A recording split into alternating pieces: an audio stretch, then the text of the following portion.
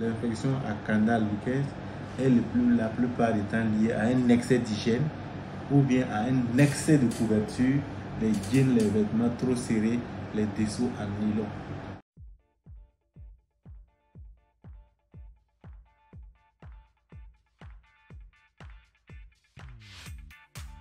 L'infection du bas appareil génital féminin, il y a deux notions à l'intérieur.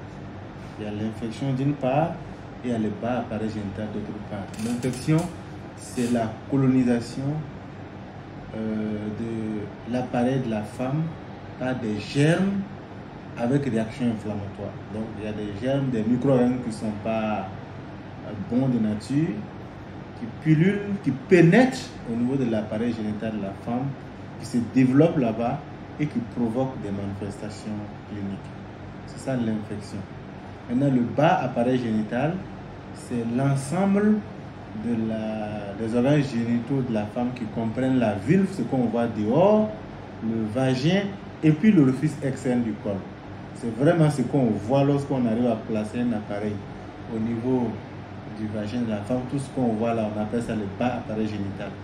Le haut appareil génital dont on ne voudra pas parler va comporter l'utérus, les trompes, les ovaires et la cavité pelvienne. Donc, l'infection du bas appareil génital, c'est l'infection, c'est-à-dire c'est la pénétration et le développement des micro-organismes qui sont les microbes au niveau de la vulve, au niveau du vagin et au niveau du col. Et cette pénétration, cette pullulation va être à l'origine des manifestations cliniques. La femme va venir nous voir parce qu'elle se plaindra de ces manifestations.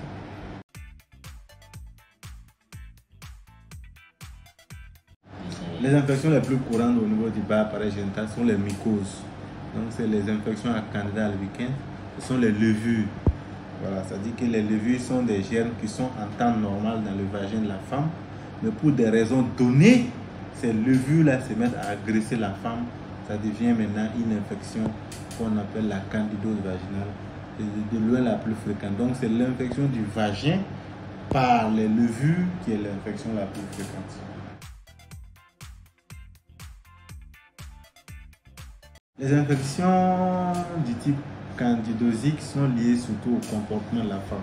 C'est lié aux habitudes vestimentaires, les habitudes d'excès d'hygiène de la femme. Lorsque la femme a tendance à laver dans son vagin, parce qu'on ne doit pas laver à l'intérieur du vagin, lorsque la femme a tendance à laver à l'intérieur, ensuite lorsque la femme a tendance à porter des vêtements qui sont trop serrés ou des vêtements qui sont inappropriés. Voyez-vous, nous préférons que les femmes portent des dessous en coton. Il y en a qui préfèrent porter les dessous en nylon. Il y en a qui aiment porter ce qui est jean, c'est serré, il n'y a pas d'aération. Donc, la candidose, l'infection à Candida albicans, est la plupart du temps liée à un excès d'hygiène ou bien à un excès de couverture, les jeans, les vêtements trop serrés, les dessous en nylon. Voilà un peu les facteurs de risque de l'infection à Candida albicans. Bien entendu, il y a d'autres facteurs favorisants tels que les menstruations, tels que le diabète, l'alimentation trop riche en sucre. Oui, ça, ce sont des petits facteurs. Donc, les gros facteurs, c'est l'excès d'hygiène et c'est également les dessous trop serrés.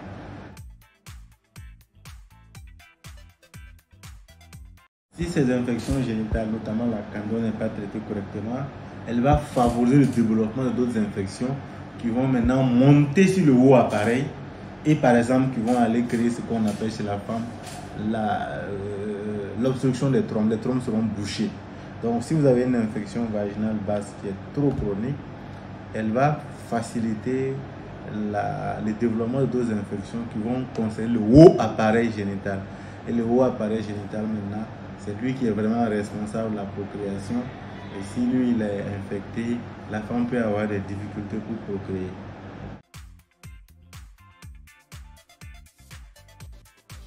Oui, la grossesse en elle-même favorise l'infection parce que quand la femme est enceinte, son immunité doit baisser un peu. Quand son immunité baisse, elle devient un peu plus fragile. Maintenant, quand l'infection survient sur la grossesse, ça peut fragiliser l'enfant qui se développe à l'intérieur de la grossesse. Ça va infecter l'œuf et ça peut aboutir à des accouchements prématurés, des avortements, la mort de l'enfant dans l'utérus.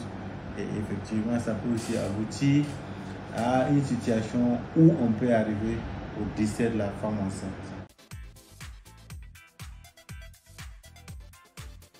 Comment prévenir les infections du bas appareil génital?